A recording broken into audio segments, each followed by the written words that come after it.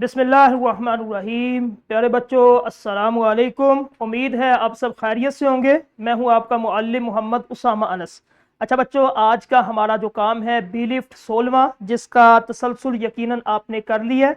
और आज का हमारा काम हासिल ताल्लुम है साबके और लाहके की मदद से अल्फाज साजी कर सके।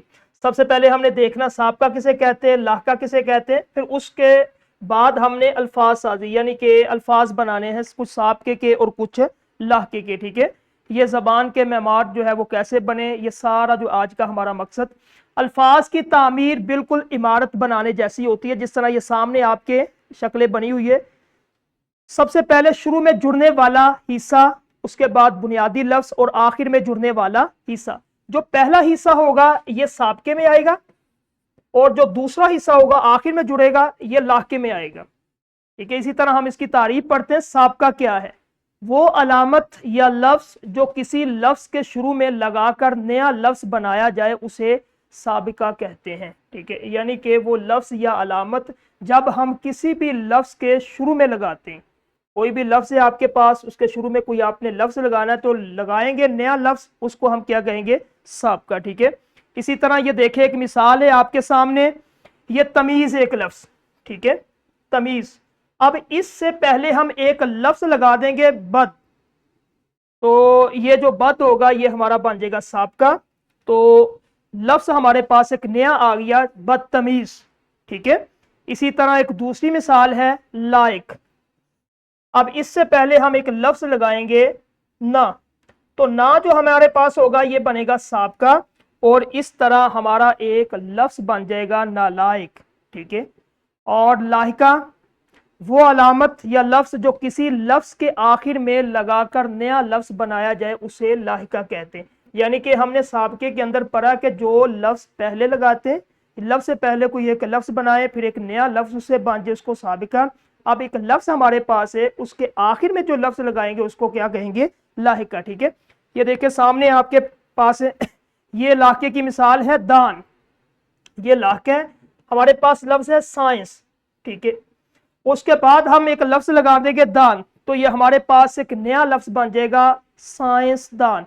इसमें दान जो है ये लाहका बनेगा। ठीक है, इसी तरह दूसरी मिसाल है हमारे पास ये दार की, ये लाहका है, ये पहला लफ्ज है इज्जत। इज्जत के बाद हम एक लफ्ज लगाएंगे दार, तो ये एक नया लफ्ज हमारे पास बन जाएगा इज्जतदार। ठीक है, इसी तरह आपने मिसालें जो है वो देखें, ये तकाबली जायजा।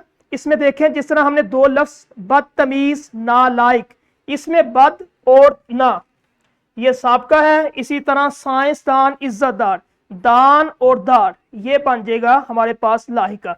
इस तरह की आपने अमली जो है ये मश्क करनी है। जो क्लास के अंदर टीचर है वो बच्चों से 10-10 या 5-5 अल्फाज, इस तरह एक लफ्ज, एक बच्चा उठे वो एक लफ्ज बनाए, फिर जो है उससे पहले कुछ बच्चे वो उसका साबका लगाएं और कुछ बच्चे उसके बाद उसका एक लाहिका बनाए। ये अमली मश्क पूरी क्लास में हर एक बच्चा मुकम्मल इसको करेगा। ठीक है, उसके बाद ये देखें आए नए अल्फाज बनाए। अब जो है इसमें आपने बनाना है, क्या आप दुरुस्त बलाकिस को जोड़ के नए अल्फाज तमीर कर सकते हैं।